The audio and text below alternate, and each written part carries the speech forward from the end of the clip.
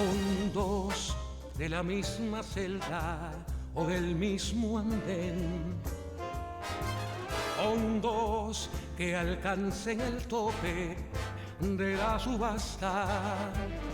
Son dos que bailen sin casa en el mismo tren. Con dos que resulten ser de la misma casa. Con dos que entre tantos ecos se digan quién. Con dos que se nos parezcan en la canasta. Con dos que tengan el alma como de 100. Con dos que se quieran bien. Con dos que se quieran bien. Con dos que se quieran. Basta.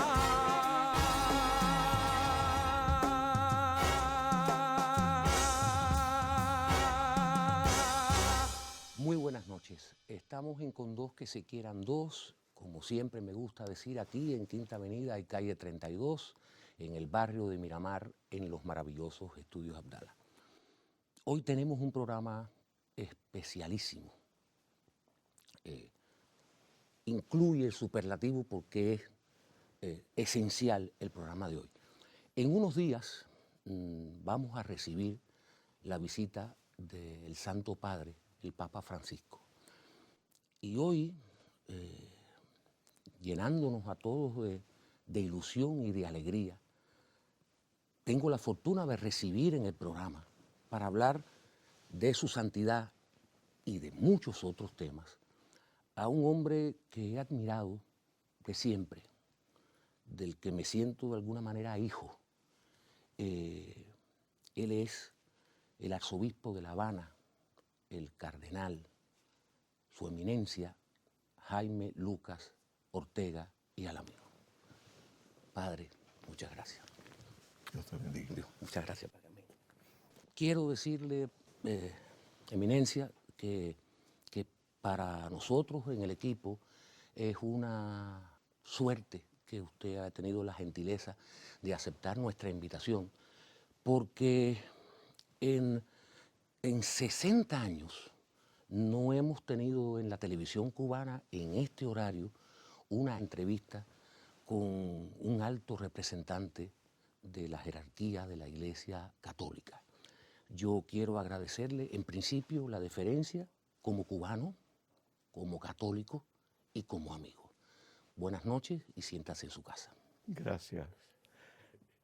Tu acogida me emociona porque tenemos, claro, amistad de tiempo, conozco tu fe también, pero es muy importante compartir estos momentos aquí, en la televisión cubana, en una hora tan estelar, en un programa tan seguido como el tuyo. Es también para mí un privilegio. Este encuentro se ha hecho posible gracias no solo a la buena fe, sino a la creciente y cada vez más respetuosa relación entre la Iglesia Católica y el Estado cubano. Sí, realmente, como ha dicho el Papa Francisco y también los papas que le han precedido, con los cuales he tenido relación muy estrecha, el diálogo es el camino siempre para la Iglesia con respecto a su presencia en la sociedad.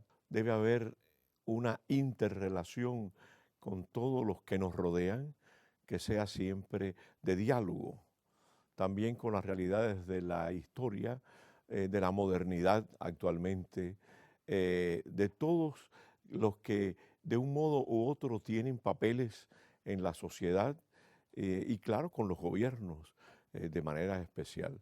Creo que se ha hecho un camino largo, a veces difícil, contradictorio de la Iglesia en Cuba, no comenzado por mí, sino por mis antecesores, los obispos de tantos años, y también continuado en mi episcopado con mis hermanos obispos que también participan de esta misma actitud, dijéramos, dialogal, para enfrentar dificultades, para superar momentos más difíciles. Y esto poco a poco ha ido haciendo un camino y ha hecho posible, primero, aquella visita del Papa Juan Pablo II, que marcó un antes y un después, no solamente en la vida de la iglesia en Cuba, sino yo diría también en la vida del mismo pueblo cubano.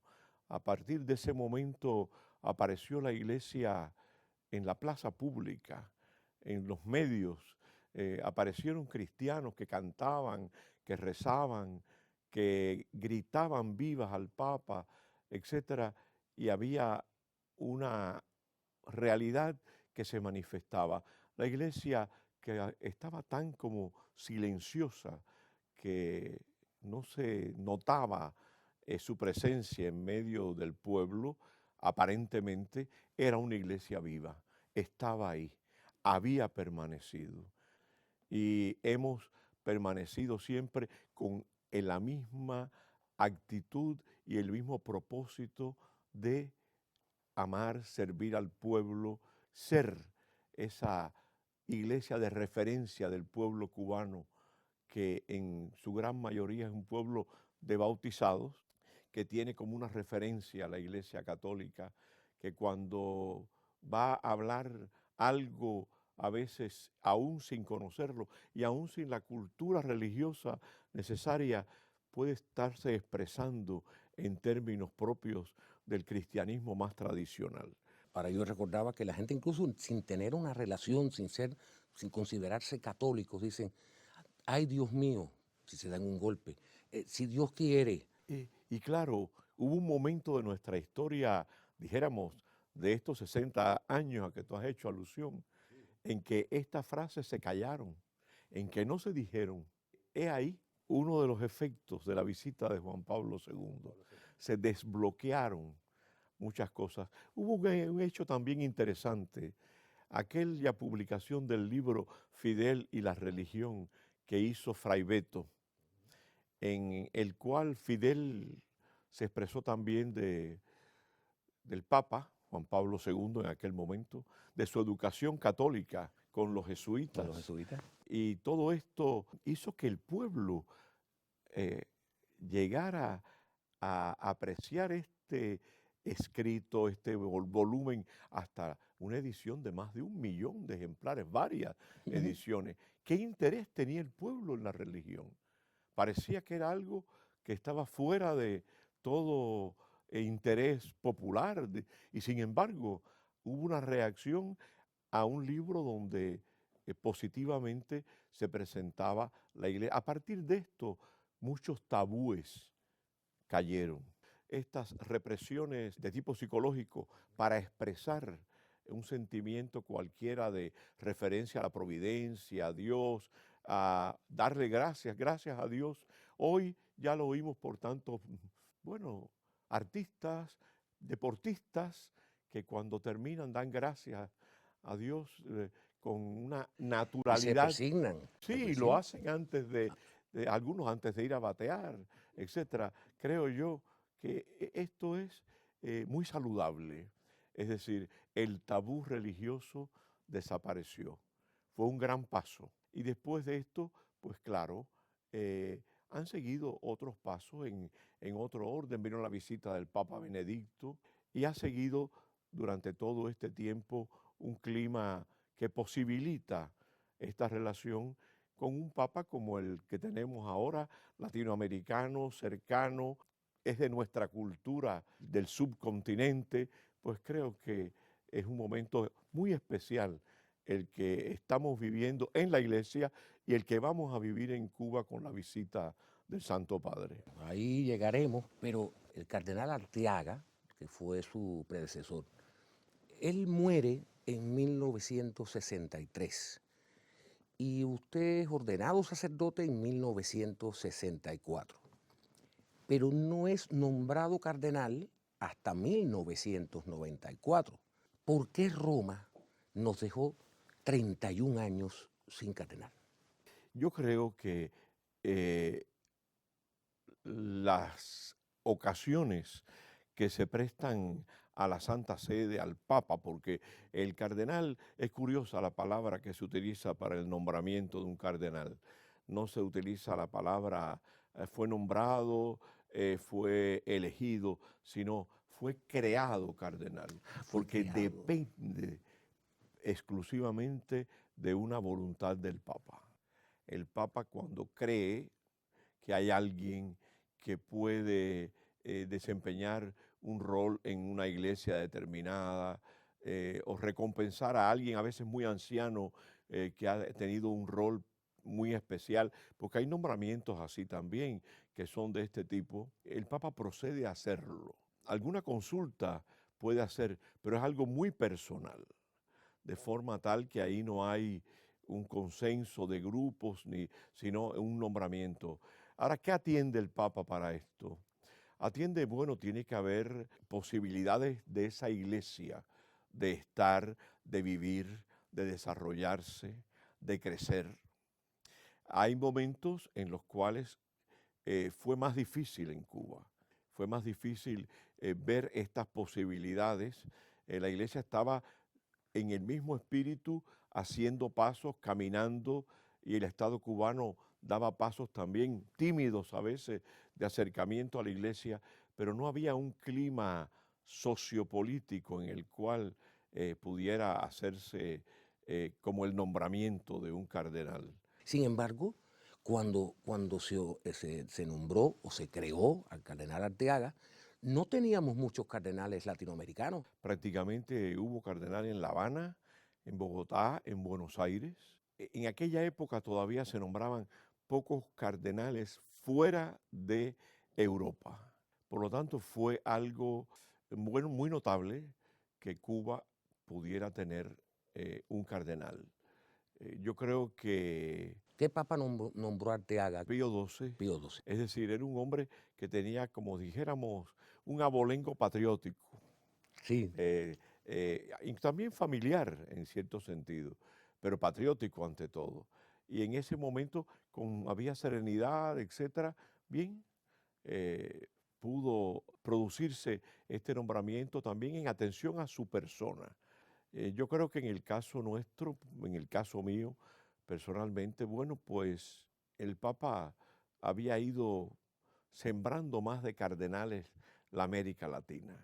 Había nombrado cardenales ya en Nicaragua, en otros países de Sudamérica, etcétera. Y entonces quiso también que Cuba no se distinguiera de los demás y encontró que el momento era oportuno para hacerlo. bueno, yo me alegro que usted haya tocado ese tema porque en los últimos tiempos usted ha sido duramente criticado, voy a decir así, por las relaciones que usted ha establecido con el Estado, ha sido criticado. Incluso hay personas que han comentado en periódicos, en la prensa, han dicho de que usted tenía la ambición de ser cardenal desde que fue ordenado sacerdote. ¿Usted cree que estas personas que lo atacan son presas de una histeria política, de un irrespeto o de una gran ingratitud? Preferiría a Mauri no calificar con ningún tipo de adjetivo descriptivo de una persona. A veces puede ser obcecada, apasionada, desinformada. En algunos casos, en otros casos puede ser desconocimiento incluso. Yo ante todo esto hago siempre un razonamiento cristiano, que es el siguiente. Señor, ¿cuántas veces debo perdonar a mi hermano? Le preguntó Pedro a Jesús. Hasta 7 veces. Entonces el maestro dice, Pedro, no te digo que hasta 7 veces, sino hasta 70 veces 7. Puso un múltiplo de 7 por 10 y otra vez el 7, que quiere decir siempre. Yo creo que el perdón es fundamental en esta vida nuestra cristiana. Una vez el Papa Juan Pablo II dijo, el perdón es imprescindible para la paz. Perdón entre las personas, perdón en el seno de los pueblos, perdón entre pueblos. A este perdón y a esta relación de misericordia y de amor es a lo que hay que invitar a esas personas. Y yo diría, bueno, eh, el Señor mismo dijo a sus discípulos la noche antes de morir, cuando terminó la cena y dejó su cuerpo y su sangre en el pan y el vino, y dijo, miren, si el mundo los odia, primero me han odiado a mí. El discípulo no es mayor que el maestro. Entonces, en otra parte había dicho, quien quiera ser mi discípulo, que se niegue a sí mismo, que tome su cruz y me siga. Estas cosas en el ministerio, cuando por otra parte he tenido un ministerio, yo diría tan feliz, tan cariñoso de parte de mi pueblo cubano, cuando ha habido tanta facilidad y tanta alegría y tanto consuelo en el ministerio sacerdotal, uno piensa, cuidado, que tiene que haber siempre un elemento de cruz. Este elemento no puede faltar, no es un ingrediente, es esencial en el camino del cristiano y más del ministro del Señor, del seguimiento de Cristo, el sufrir y el llevar con él la cruz. Quien quiera ser mi discípulo, que tome su cruz y me siga, ¿no? Entonces, eso es lo que he pensado, que a veces que es parte dolorosa porque se sufre, pero un sufrimiento que cuando hacemos el balance nos da también serenidad y paz, porque la palabra del maestro, ay de ustedes cuando todos hablen bien de ustedes.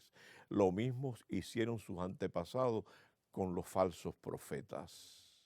Cuando el Señor oía que decían de él que si comía con los pecadores, que si era un borracho y un comilón, y él decía, bueno, ay de ustedes si todo el mundo habla bien de ustedes.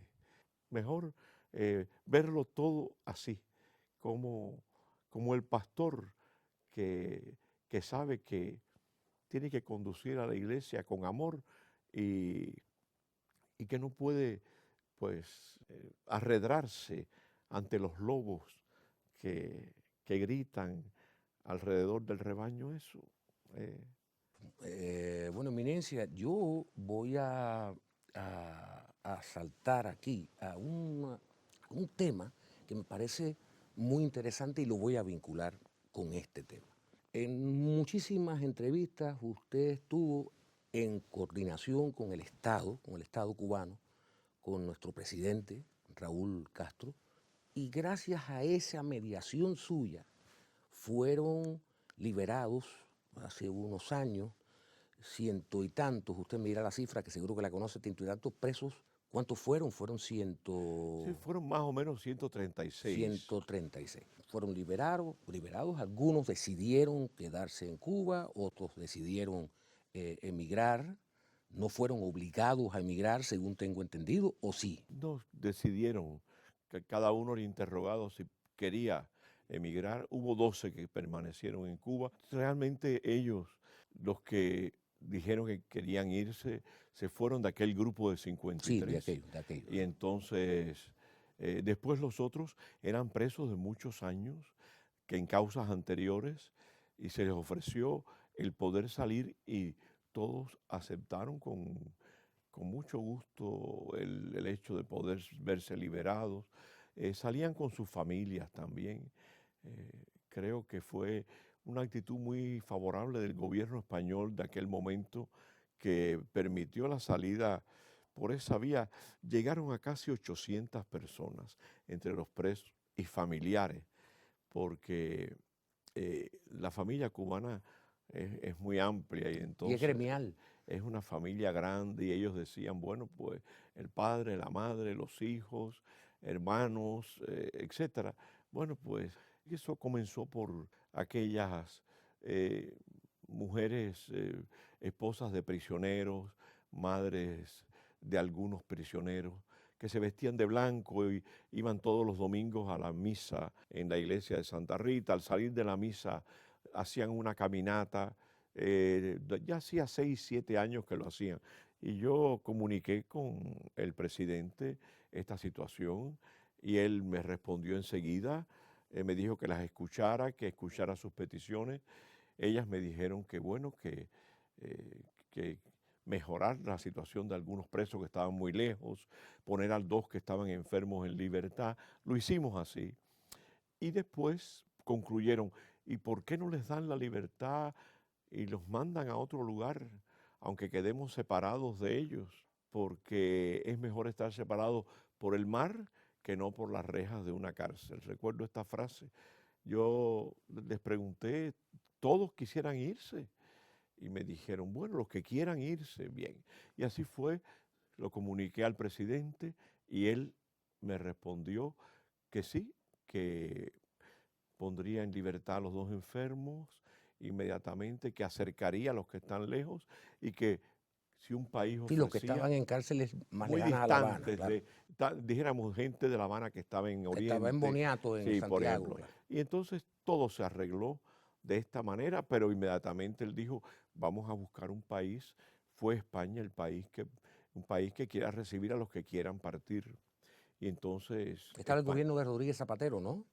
estaba el gobierno de Rodríguez Zapatero. Y entonces salieron todos estos así progresivamente, ¿no?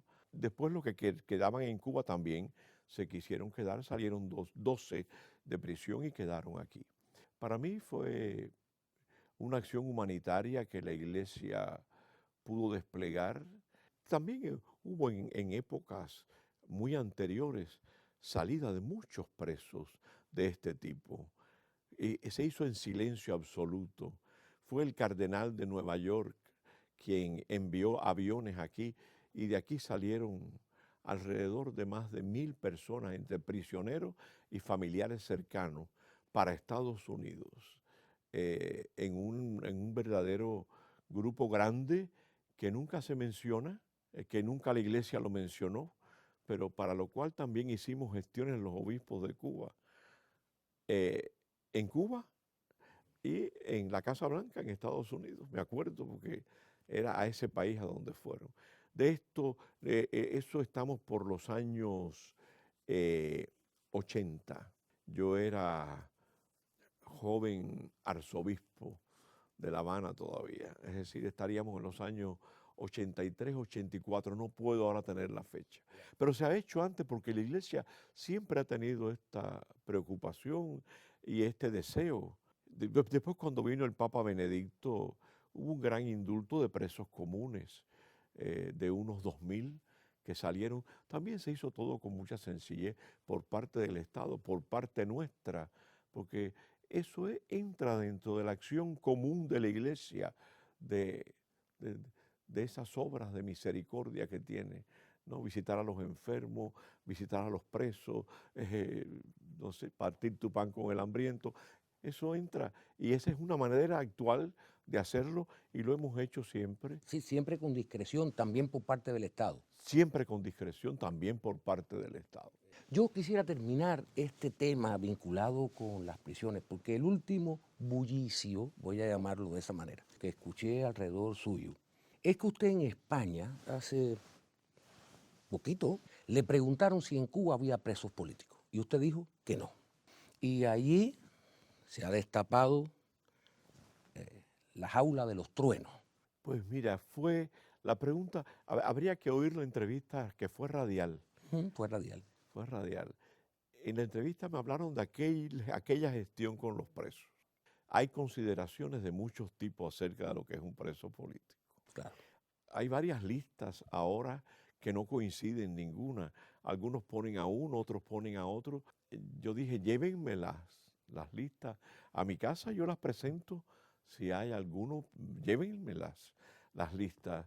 Yo he tenido muchas cartas en estos días, pero muchas cartas de personas que esperan también que haya un indulto, una amnistía con la visita del Papa. No sé si la habrá o no, quizás sí la haya. Esto es algo que depende de la libertad del Estado cubano. Pero bien, hemos recibido todas esas cartas. Yo las he recibido. Hay muchos delitos económicos que se han producido en los últimos años, y hay otros de otro tipo, de comunes, pero son los menos. Eh, entonces todo eso lo he puesto en manos de las autoridades por si hay posibilidades de indulto para esas personas, con a un estudio de que si hay una posibilidad puedan ser, y siguen llegando este tipo, pero no encuentro en ellas ninguna de esta clasificación. En aquella entrevista me estaban preguntando por cosas esenciales acerca de la visita del Papa a Cuba, de esta próxima visita, etcétera. Y entonces llega la conversación a un momento así y se dice una frase que no entra en el tema medular que se está tratando. Pero entonces las personas toman esa frase fuera de contexto Y las reproducen. y la reproducen fuera de contexto, y la universalizan como si fuera el eje del tema al cual nos hemos referido. Yo vi la manipulación mediática y el bullicio posterior. Sí, yo creo que todo esto, hay ciertos medios que cuando se acerca la visita del Papa, por ejemplo, es un hecho muy importante. Entonces, también cuando se acercaba la visita de Juan Pablo II, también la de Benedicto, se producen hechos que están en relación con la Iglesia Católica, de algún modo, para un poco desvirtuar esa visita, su importancia, o ver trasfondos de algún tipo en las motivaciones que pueda tener incluso el mismo Papa, ¿no? Sí, sí, a veces que yo digo, el Santo Padre también es víctima muchas veces de interpretaciones tremendas, ¿no? Y su reacción me gusta, porque dice, bueno, es bueno que le digan a uno esto en lo cual uno puede haberse equivocado o no puede haber pensado. Alguien le dijo, Santidad, usted habla mucho de los pobres y reclama mucho de los pobres, etcétera, y ataca a aquellos que tienen muchas riquezas, pero nunca le habla a la clase media. Y el Papa dijo, bueno, es verdad que gracias por decirme esto. Es una manera, creo, no solamente elegante, sino cierta de responder. Dice, y enseguida explicó su pensamiento. De los pobres habla continuamente Jesucristo en el Evangelio y de la atención que hay que tener a los pobres. Y yo hablo de ese tipo de pobres. Yo no hablo del pobre sociológico. Yo no hablo de lucha de clases, ¿no? Por lo tanto, y cuando ataco la riqueza, es la riqueza aquella del joven rico del Evangelio. Pero es verdad que podía hablar de los trabajadores, de las personas que luchan por ganarse la vida y que llegan a un buen estatus social. Quizás falte eso. Para las próximas veces lo voy a pensar. Y yo creo que eso es también una lección que él nos dio a todos, porque todos podemos caer a veces en un momento en algún exceso o no estar atentos a lo que es crítico. Bien, lo voy a pensar. Y Juan Pablo II, hoy San Juan Pablo II, también hablaba de la pobreza emocional. Sí, y este Papa ha dicho, una de las pobrezas más grandes que hay es la soledad. Es decir, un anciano que se queda solo, aunque tenga una pensión, aunque pueda ser, como pasa en Cuba, que en Cuba hay un sentido a veces de vecinos atendiendo. Yo he ido como sacerdote a ver a un anciano que está muy malito y me han pedido que vaya a orar por él y a ponerle la unción de los enfermos, los vecinos. Y he llegado y lo he visto en una camita con unas sábanas blancas, limpias. ¿Y con quién vive él aquí? ¿Quiénes son sus familiares? No, él no tiene familia. Él vive solo. ¿Y cómo se alimenta? A nosotros le traemos los vecinos, los vecinos.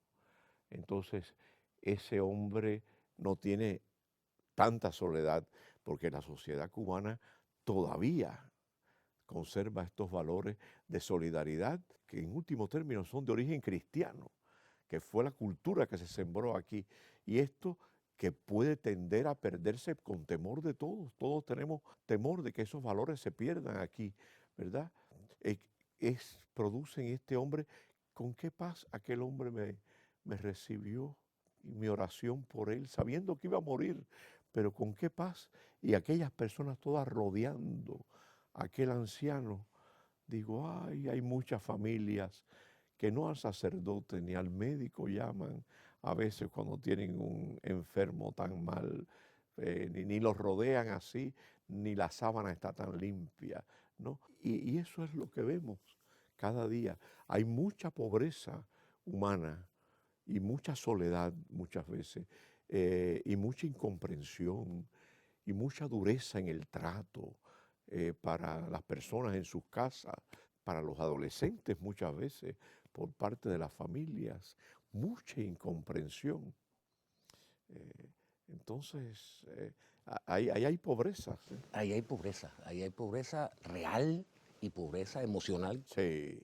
Yo quería, usted nació en Hawái Grande, usted nació un 18 de octubre, día de San Lucas, está próximo dentro de muy poco a cumplir 79 años, se ve espléndido, eminencia, y usted ha dicho que Juan Pablo es el papa de su vida. Tiene que explicarme primero por qué Juan Pablo es el papa de su vida. Y usted fue un gran hijo. ¿Cómo se sintió cuando falleció su mamá que lo acompañó? Ahí en el arzobispado, donde tan gentilmente usted nos invitó a mi esposa y a mí, y pasamos una mañana inolvidable recientemente. Juan Pablo II, San Juan Pablo San Juan II, Pablo II. Fue el papa que me nombró. Al poco tiempo de haber sido elegido él para la sede de Pedro. El día 30 de noviembre, el nuncio apostólico va a visitarme.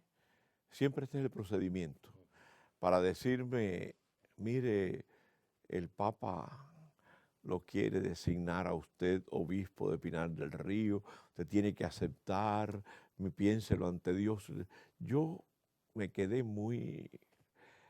realmente mis 9 años en la Catedral de Matanzas, donde me había bautizado, que es curiosamente. ¿Y su provincia? Mi provincia, mi ciudad, hice mi escuela primaria allí, mi instituto de segunda enseñanza donde estudié. ¿Y tocaba el piano? Bueno, ¿Aprendió a sí, tocar el piano? tocaba el piano. Era un poquito populachero en mi piano, no que era muy clásico, ¿no? Porque a eso me embulló un primo mío que era mayor que yo y lo veía tocar, que tocaba muy bien de oído. Después fue director de la orquesta de Barredro Internacional, ahora ya es bisabuelo, pero fue un músico pero popular muy bueno. Y a mí me gustaba, después viví en un barrio como el de Simpson, en Matanza, donde yo me ponía a tocar el piano ahí. Y todos mis vecinos, los muchachones aquellos que tocaban muy bien tumbadora y hasta tambores batá, venían allí y me acompañaban y yo tocaba desde la comparsa de la Escona hasta un guaguancó. ¿No? Por lo tanto, ese fue mi barrio y conozco todo muy bien eso. Pero era Matanzas, mi ciudad, todo aquello, mi diócesis, tenía 2 comunidades muy lindas en la ciudad, la catedral y la parroquia de Pueblo Nuevo. Además de atender otras 2 parroquias en el campo. Pero bueno, era 2 iglesias en el campo. Era algo, y me ocupaba de la catequesis en la diócesis. Y me ocupaba del movimiento de los jóvenes en la diócesis. Tenía yo 42 años. Me parecía. Yo le dije al nuncio aquel día, Excelencia, óigame, a mí me parece que esto lo hago bastante bien aquí, pero irme allá de obispo con mi edad, los otros padres que están allí son mayores que yo, ¿cómo yo me voy a sentir? Yo no sé, yo tengo que pensarlo. Y me dice, bueno, yo le doy esta noche para pensarlo. Bueno, una noche en blanco. Llegué a la nunciatura, claro, ojeroso de no dormir y todo eso. Y, y me dijo, estaba hablando con unas monjitas él, y me dijo, espéreme en la capilla. Y yo me quedé parado en el mismo vestíbulo. él salió con... Pero no le dije que me esperara en la capilla. Digo, Excelencia, yo no sé dónde está la capilla de esta casa. Yo había ido a la Anunciatura Apostólica, si acaso, una vez, y a la sala. Y nada más, dice él, por eso lo escogimos para obispo. Es decir, yo no venía del mundillo eclesiástico. Por eso esas frases de que si yo estaba calculando, no, los que muchas veces calculan no llegan. Bueno, y entonces va obispo y después además, claro, me imagino yo que como también lo nombra Juan Pablo, arzobispo de La Habana, 3 años después, y claro, por eso yo digo que Juan Pablo. claro, y después Y cardenal. después me hace cardenal. Y con mi madre fui a Roma, y pudo hacer el viaje, y ya muy viejita, ¿no? Y después, ya 2 años después murió. Pero eh, sin perder su lucidez, era mi secretaria para los teléfonos. Yo nunca retenía un teléfono, porque yo decía, dime el número del seminario, y me lo decía. Y un día me dice el chofer, dígame el número de su chapa del automóvil, porque hace falta ahora inscribir, no sé qué. Digo, yo no sé el número. Dice mi madre, pero ¿cómo tú no vas a saber el número de la chapa? Dice, yo me hubiera parado en el balcón y lo hubiera visto el número y yo lo sabría. No, era así. Pero así murió, con esa lucidez, con esa claridad. Y de repente es fuerte la partida de repente de una madre de hijo único, pero no malcriado. Porque ¿qué pasaba? Mi padre fue bodeguero. Tenía una bodega y ella lo tenía que ayudar en la bodega el día entero. A mí nadie me llevó al colegio de pequeño, como llevan ahora tanto a los niños. Yo salía para mi escuela, porque ella tenía que, junto con él, que trabajar, etcétera. Yo me acuerdo que me mandaban a mandados, etcétera, lejos. Y yo iba con 10 años. No había temor en una ciudad como Matanzas, ni en la época había los temores que después han venido en la vida de todos los pueblos del mundo y en todas partes, ¿no? Y Sí, los porque no hijos son son solo aquí. Aquí es los lugares donde menos lo de ocurre. menos, pero usted ve los hijos todos acompañados en todas partes, súper custodiados, súper protegidos. No podían ellos. La verdad que no, ninguno de los dos podía. Doy gracias al Señor de un hogar tan unido, de gente que se quería, que me enseñaron que la armonía y la paz es un bien superior que vale más que el dinero. Eso es tan importante para la vida de los niños, de los jóvenes, que me enseñaron realmente eso. Y claro, se quedó mi madre viuda. Yo le dije, ven conmigo, quitamos nuestra casa de Matanzas, y fue a vivir conmigo y me acompañó en la catedral, en Pinar del Río, en La Habana, y hasta que el Señor, bueno, la llamó. He tenido la suerte de tener conmigo a esas hermanas, las hermanas del amor de Dios. Se encargaron, la cuidaron, y me permitía este movimiento. Recuerdo la noche en que yo le comuniqué, porque el derecho de decírselo a la madre sí existe. Este secreto se puede guardar, de que me habían nombrado cardenal, nadie lo sabía, pero yo tenía el derecho, antes de que amaneciera, de decírselo la noche antes a mi madre.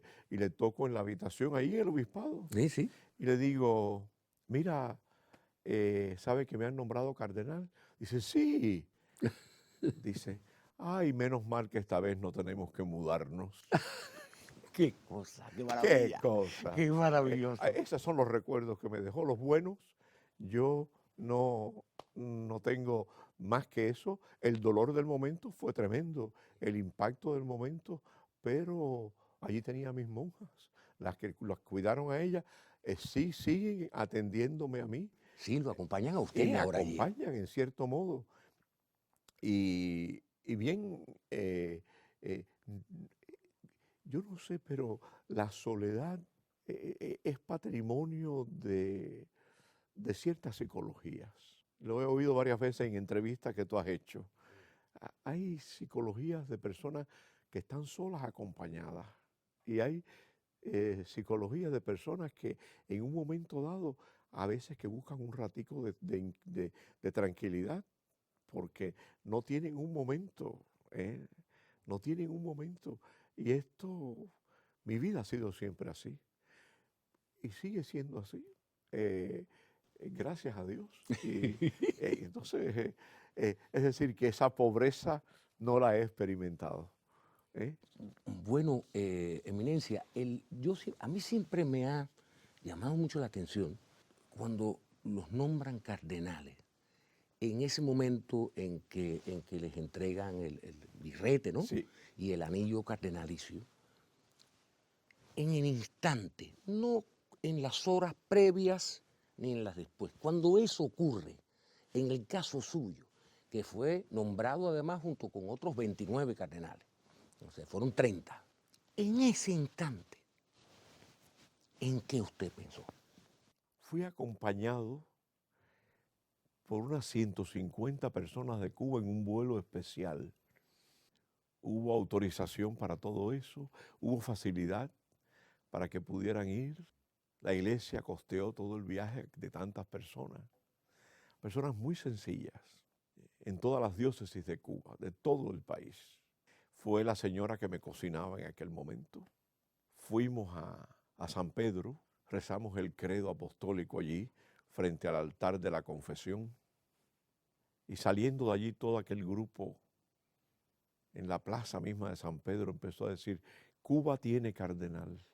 Y era la frase que decían. Y no decían, viva el cardenal, Cuba tiene sino cardenal. Cuba tiene cardenal. Óyeme, esa frase se me quedó a mí. Yo decía, esto es para el servicio de Cuba, de mis hermanos en Cuba, de esta gente que ha venido de allá toda, que siente que Cuba entera tiene cardenal. Yo creo que yo pensé mucho en ese momento. Si en el momento de mi ordenación sacerdotal pensé en mis padres, y en el momento de la ordenación episcopal pensé lo que dejaba en Matanzas, y pensé en mi nueva responsabilidad de Pinar del Río, lo que pues, hubo dos fotos aquí que fueron reveladoras. Cuando me pusieron la mitra de obispo, yo eh, puse, parece una cara que salió en una foto, pero tiraron otra enseguida donde estoy sonriendo. La primera foto, me dijo el fotógrafo, hay que destruir esta foto. Era la de un hombre que le había caído un peso encima. Y eso es lo que sentí yo. Pero cuando Cardenal no, sentía como una responsabilidad con todo ese pueblo que me había acompañado, que representaba al pueblo de Cuba. Y con todo el futuro de este país, con todo el momento tremendo que vivíamos, estábamos en pleno periodo especial. Todo esto entraba en el querer del Papa de que hubiera aquí un cardenal en ese momento. Creo que todos estos ingredientes estaban entrando y es lo que yo experimentaba cuando el Papa me puso el birrete con su estilo tan típicamente dramático, artístico, porque el Papa era así, Juan Pablo, Había sido actor, había pues. sido actor. Yo he buscado aquí, usted dijo, jamás la iglesia en Cuba estaría no solamente respaldando, sino siquiera aceptando mínimamente cualquier intervención extranjera. Eso jamás. Eso lo dijo usted. Y usted se entrevistó por 15 o 20 minutos hace muy poco con el secretario de Estado, John Kerry. Yo no le voy a preguntar qué habló. Bueno, hablamos de Cuba, de su futuro y de Hablamos de cómo Cuba. había que dar pasos en el futuro inmediato para que Bueno, pueda pues entonces me lo dijo. superarse el bloqueo y todo esto, ¿no? En otro momento, yo busqué aquí, son citas suyas que me parecen fantásticas. Es un bien innegable que exista una separación de la Iglesia y el Estado, pero esta separación no puede considerarse como una separación de la Iglesia de la sociedad. Puedo haberlo dicho más de una vez, Sí, sí. porque ese es un concepto muy arraigado en la iglesia actual. Yo recuerdo que ese concepto fue utilizado por el Papa Benedicto en conversaciones con Sarkozy, cuando le dijo al presidente de Francia, el Estado laico ha sido muy beneficioso para la iglesia, porque la iglesia no es parte del poder. no es parte del establishment oficial, sino la iglesia es la iglesia que está separada del Estado. Claro, añadir, esto no significa que esté separada de la sociedad, es decir, que no tenga una acción social. Iglesia en estado laico no significa que la iglesia no pueda atender a los enfermos, a atender a los ancianos en sus centros, no sé, atender a personas discapacitadas, atender a personas con necesidad, dar de comer a pobres. Por ejemplo, yo creo que es un ejemplo fantástico lo que ha hecho Cáritas Española ahora durante la crisis de España.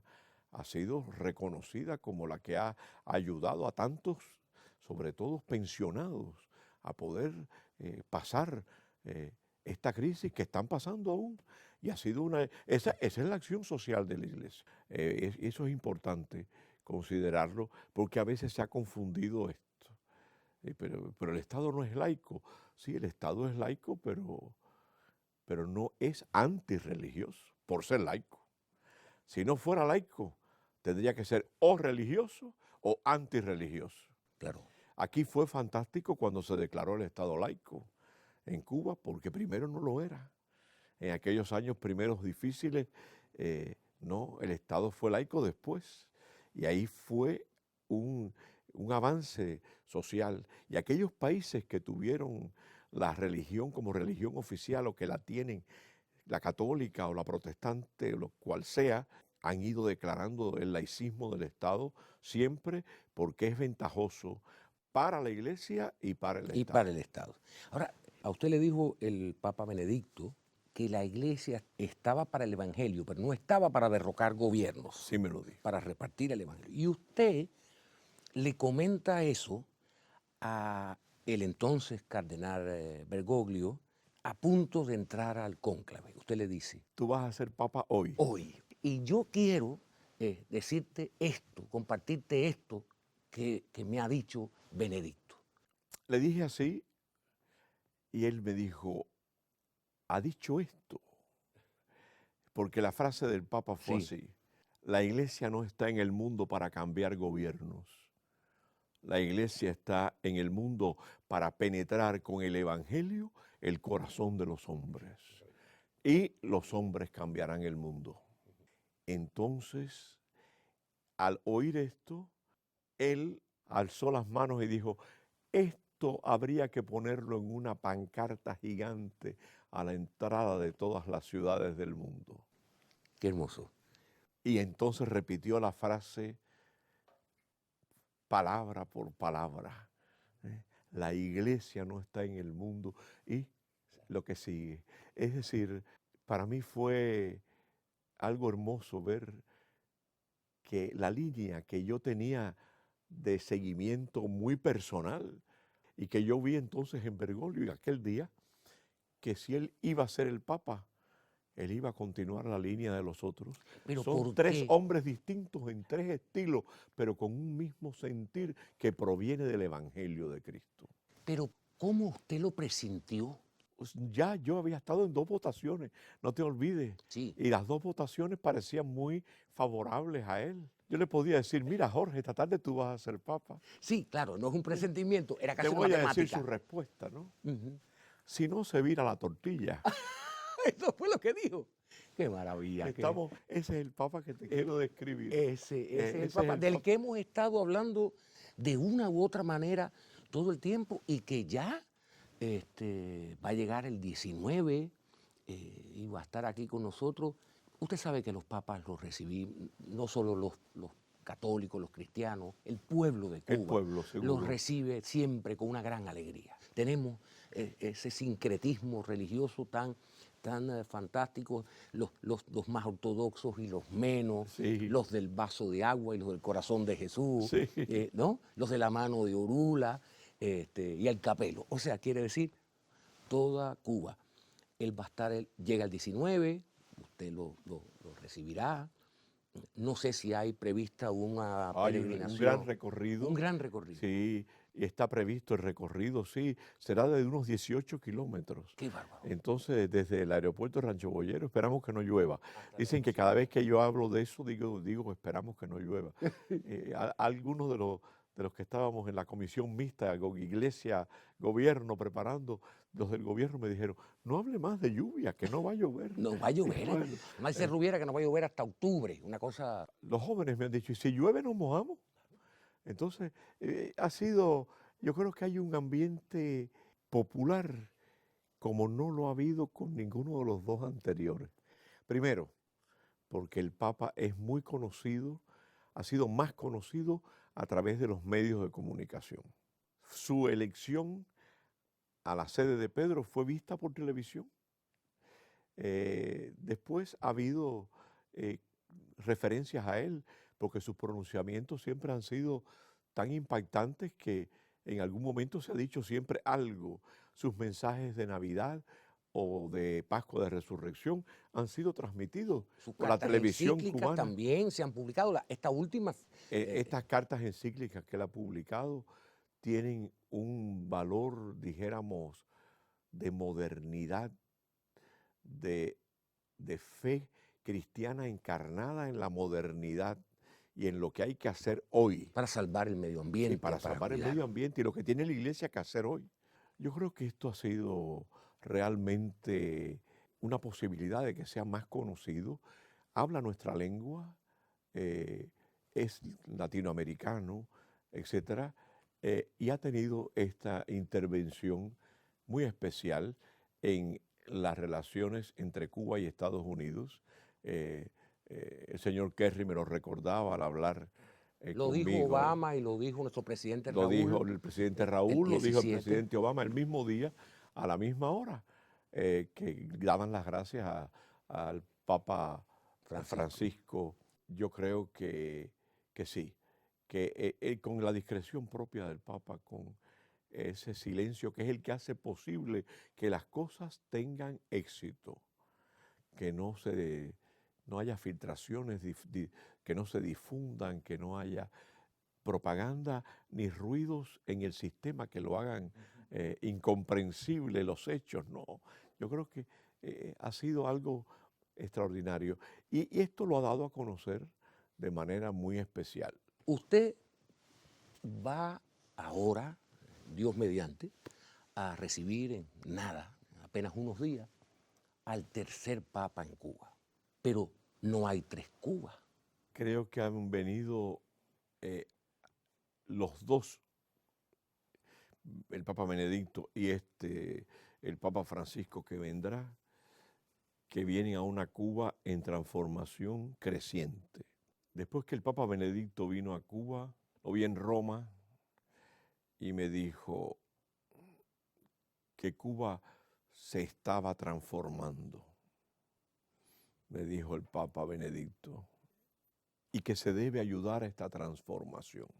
Ahora estamos viviendo, después del 17 de diciembre, que fue un momento histórico, que marcó una nueva posibilidad con las relaciones diplomáticas entre Cuba y los Estados Unidos, en un proceso un poco único, porque normalmente empiezan una serie de conversaciones que desembocan en las relaciones diplomáticas, pero esto comenzó por estas relaciones como para afianzar algo que debe continuar. Entonces el Papa llega en el momento en que ya hay dos embajadas respectivas en ambos países, llega a Cuba y su misma posibilidad de venir aquí y de viajar a Estados Unidos después le ofrece una ocasión de mostrar que él quiere que esas relaciones avancen. El mismo secretario Kerry me decía en sus palabras a mí, esperamos que el Papa Francisco anime siempre aquí al presidente y al gobierno cubano a continuar este camino de mejoramiento de relaciones. y es el sentir también del gobierno de Cuba.